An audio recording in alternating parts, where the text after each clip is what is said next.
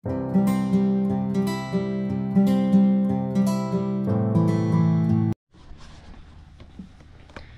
morning! Gumagawa ako ng pancake. Banana pancake ito, guys. Inaloan ko ng banana.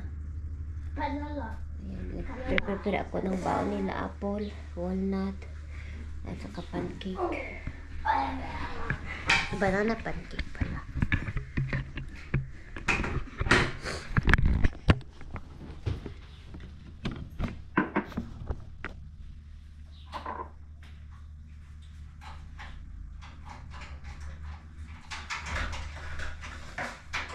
Button, button. Button, button. Button, button. Button, button. Button, apple. Okay.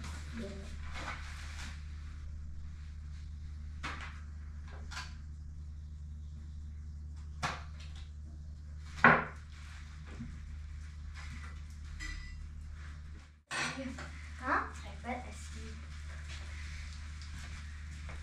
And you fell asleep with the pen.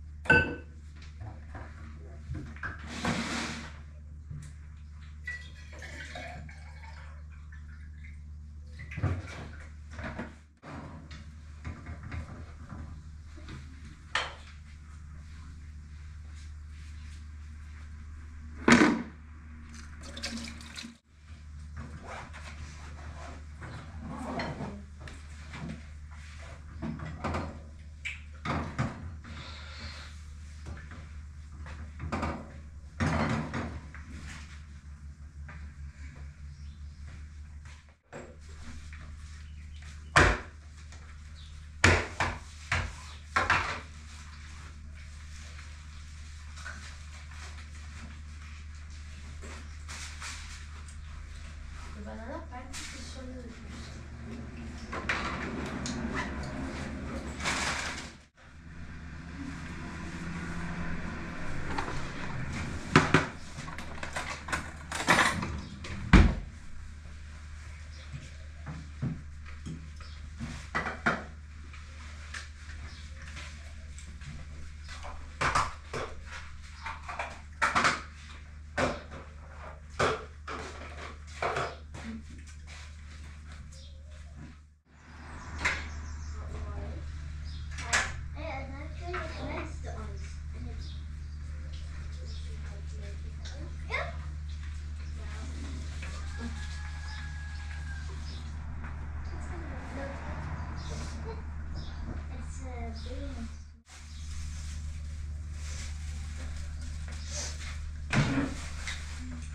I got my medicine on me. Okay.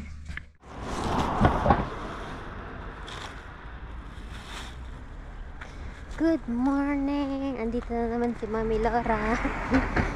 Yung jacket ko, balik ako. Mag-garden tayo.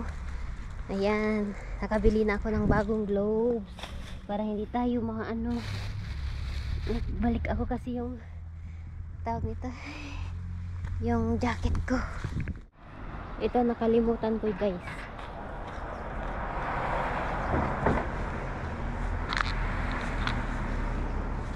Ayan. Nalinis ko na, konti na lang. Ang sarili natin para marami tayong matapos. Nagulat si Mr. Ayun na si Mr. Sabi niya, bakit mo inumpisahan? Sabi ko, hintayin mo ko. Para maaga ba? Ay, sabi niya, wag ka munang magtanim, bungkalin pa daw. Oo naman, ano lang ba, linis ko lang ba? Hindi naman ibig sabihin pag maglinis na ako, magtatanim na ako. Si Mr. talaga. Naalala ko noon yung niya, yung tawag nito, parsley niya. Hindi lang lahat tumubo. Nagalit na siya, nagtampo. Bakit ang hindi tumubo lahat? Hindi naman ganun eh.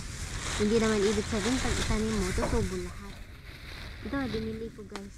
Pang garden talaga ito. Sa $1 siya. Mura lang siya.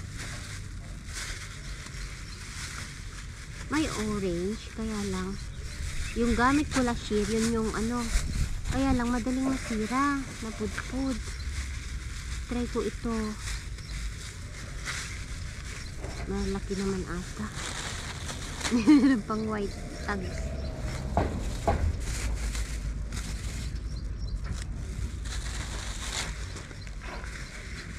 Ang mga aso ko gising na. Saka ihiin ko pa pala sila para hindi tumais. Ay, ano pa yan? Yung phone. Dito. Yung susi. Check ko muna, may nag-message. Sino yung nag-message? Ah, yung kapatid ko pala. Okay.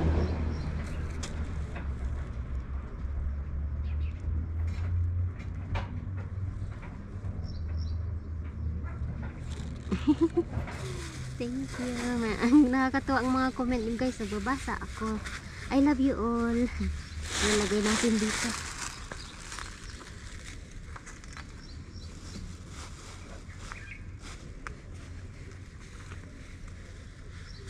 Okay. Umpisa ulit tayo. Larga mga kapitbahay.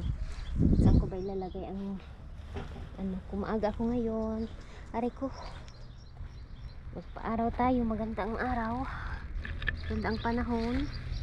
Ang problema lang, ang laki ng gloves ko. Mas malaki pa kaysa ang laki. Ayan. Let's go!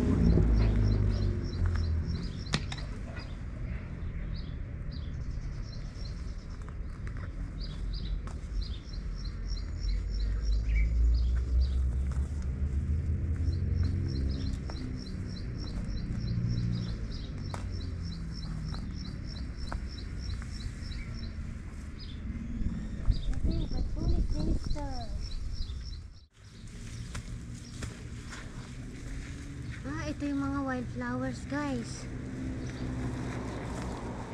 Marigold. Ano?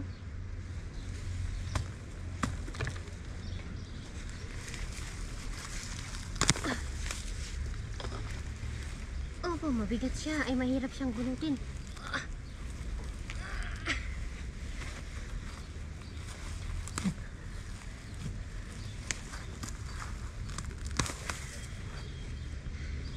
Sabi ni Mister, wag daw ako magbungkal kasi nakaka-heart attack. Totoo ba yun guys? Kasi doon sa bundok may namatay habang nagbubungkal na heart attack siya. Sabi ko kay Mister, exercise. Sabi niya, ang tigas ng ulo mo. Pinagalitan ako. Sabi ko, sige, ikaw magbungkal. Wag daw ako magbungkal kasi nakaka-heart attack. Totoo ba yun? Hindi naman. Yung mga farmers nga eh. Kaya lang, may suyod sila.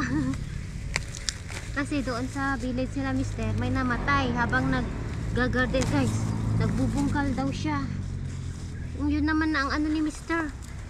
Wag daw ako magbungkal kasi paano din ano niya daw, maghanap daw siya ng magbungkal.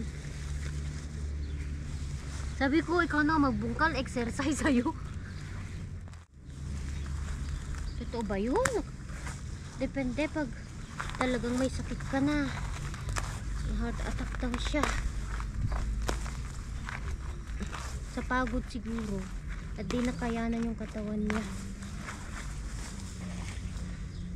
Alam niyo, sabi ng doktor ko guys, di ba humingi kami ng vitamins ng mga bata, yung pampataba, ganoon. Hindi niya kami binigyan. Ayaw. Alam niyo, pati yung pedia nila noon ay hindi magbigay. Ano, maliit pa daw ang mga bata. Magugulat na lang daw kami pag talagang yung stage ng paglaki nila. And sabi niya, hindi ibig sabihin na mataba ang bata, healthy. Sabi ng doktor, oo. Kasi sa atin, pag mataba, tuwang-tuwa tayo sa mga bata. Kasi ang cute-cute nila. Pero sila yung prone sa mga sakit daw. Kasi nga, hindi ibig sabihin na mataba ang bata, malusog, hindi daw. Hindi totoo. Kaya, sabi niya, healthy si Kian, healthy ang mga bata kahit pait silang tignan. mag-alala, sabi ng doktor, kasi humingi nga ako ng vitamins guys, yung supplement ba para sa ano, yung pampagana ba sana sa ano, pataba ganon, yung tumaba konti sila. Hindi kami binigyan ng doktor, pati yung pedya nila noon. Kasi sa atin, pag mataba ang bata, tuwang-tuwa tayo, pero hindi pala okay guys, hindi sila healthy ganon.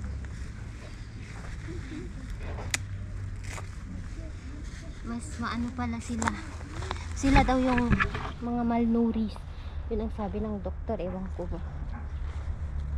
Kaya hindi na kami namilit na ano, humingi, ayaw naman mamigay, mag-prescribe ganun. Yan, maganda ang bungkal kasi, ay mag-ano kasi hindi siya masyadong mainit guys. Ay, manguha ako ng parsley. Tignan nyo, oh, yung mga tanim ni Mr. noong last year, dumami sila. Wow, mamaya mag-cut ako.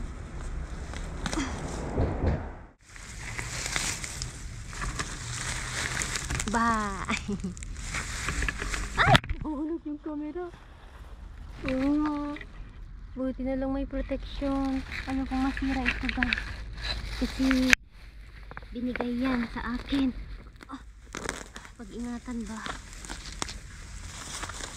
hindi naman sa bato na untog, lupa naman, malambot naman siya. Katabi ko pa yan pagtulog. Oo, nilalagay ko sa ano ko, tabi ko.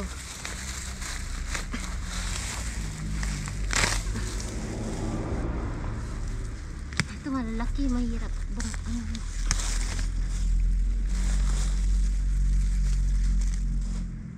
magugulat na si Mister. Ay nako, hulatin natin siya. Akala niya hindi ko kaya.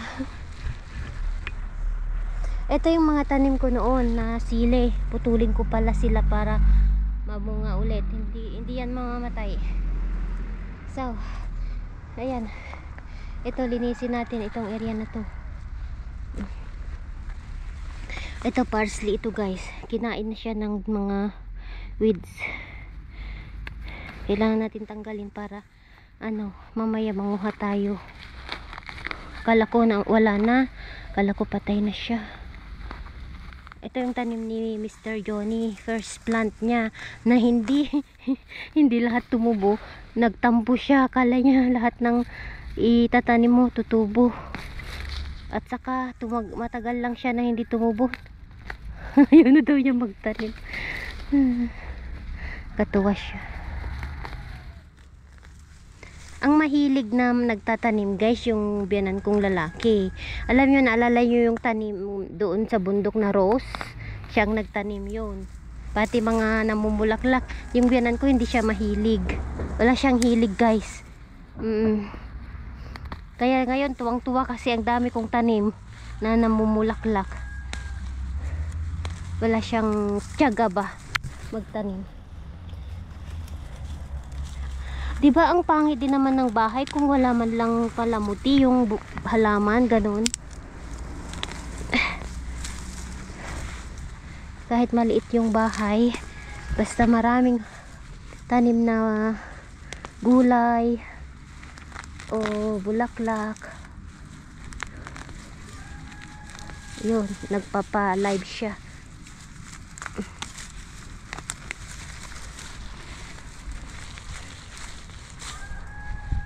Ano kaya ito?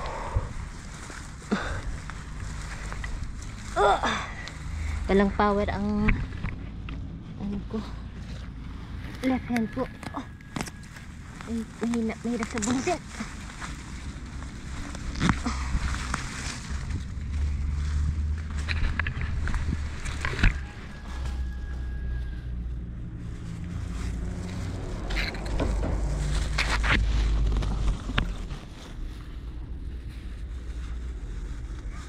Buti na lang makulimlim naman. Ni ano ito? Bakit may ganito ito?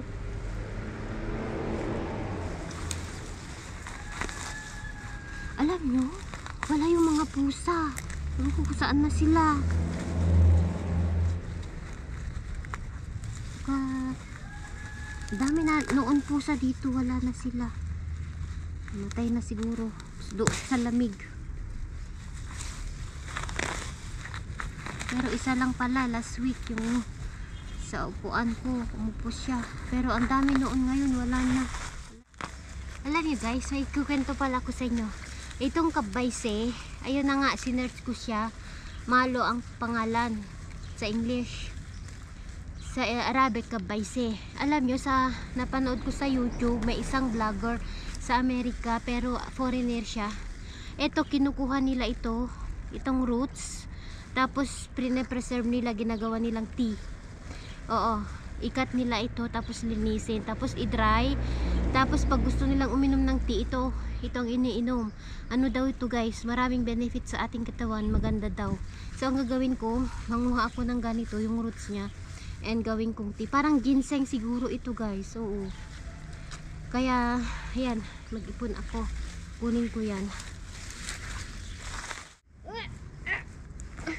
Ayan. Kuha tayo. Preserve natin.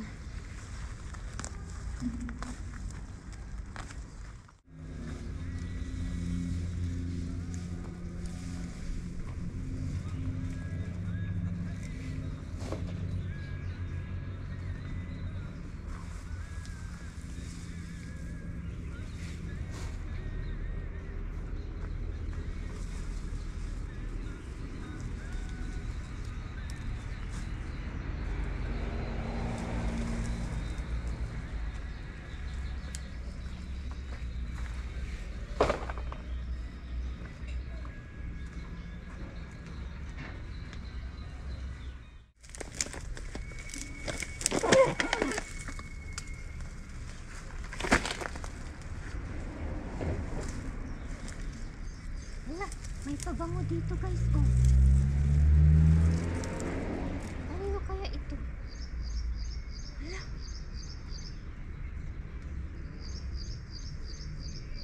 Kaya pala yung natak. Tignan niyo, oh. May napulot akong perfume. Ipagkita ko ito kay Mr. May nagtapon ng perfume dito. Alam, may nagde-date dito. Tignan nyo, ito yung nakita kong takip kanina. Sabi ko, ano kaya ito? Kala ko takip ng lipstick. Perfume pala guys. Tignan nyo, oh. Private perfume. Mabango siya. Pabango ng babae. Kaloka naman. Ay. Lagay ko dito. May hugasan ko. Perfume guys, oh. Napulot ko. Dito sa garden. Mabango siya guys, amoy bali. Sino kayang nagtapo ng perfume? Puno pa siya eh. Baka may pumunta dito, nahulog niya. Baka ano naman.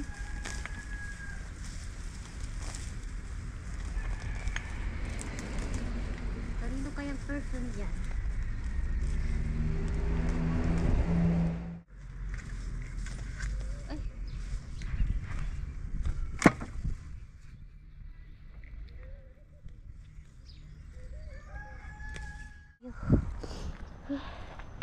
May napulot akong perfume doon sa garden.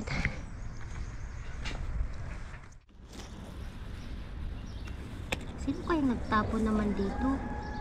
Mabango siya.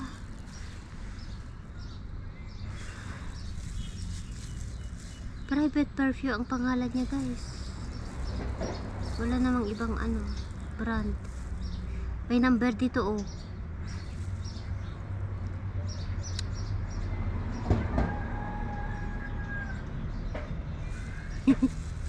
Kaloka. May nag-date siguro dito, nagpabango, tinapon, or tinakbo ng pusa. Bakit naman?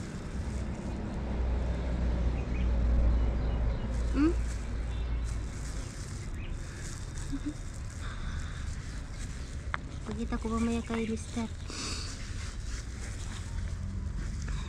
Ayan, konti na lang. Brown na naman ulit ang garden ni Mami Laura. Oh, diba noon ang green siya. Oh. Madali lang bunutin yung maliliit, pero pag mataba na siya, mahirap siyang ano kasi may ugat. Maano na yung ugat niya. Uwi ko ito. Mag-ipon ako. Maraming benefits pala ito sa katawan natin. Parang ginseng siguro ito, guys. Si ate din ang nagsabi sa akin. I-search ko daw. Sabi niya, marami daw pala sa Amerika ito. Pati sa ibang lugar. Pati sa Hong Kong ata yun yung nagsabi na may nag-comment na hinahalo nila sa soup. Mga Chinese daw kinakain nila ito. Tanungin ko nga si Yuki paano nila lutuin ito. Kasi si Yuki Chinese siya, guys.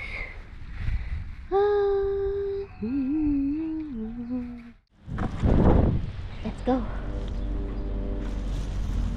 Magluto kasi ako, guys. So tapos na ngayon muna. Ito na yung napulot kong perfume. Lagay natin dito. Oh guys, tapos na naman ako ngayong araw. Yan yung natapos ko.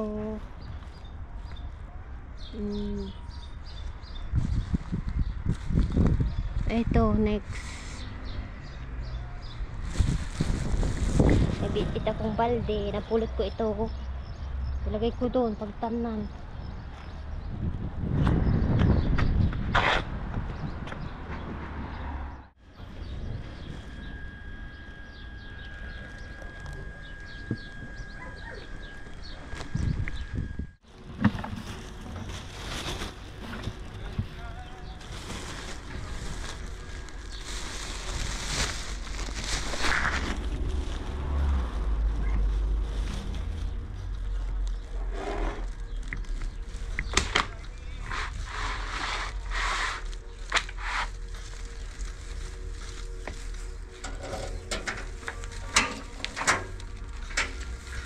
Guys, ito yung kasal ng hipag ko na panganay na pangalawa. Ano, ito daw yung lagay ng kalapati. May ganun din pala, no? Yan, nilagyan ko ng ano. Nakita ko sa taas. Sabi ko kay mama, aanhin mo pa to? Sabi ko, wala. So ginawa kong ganyan.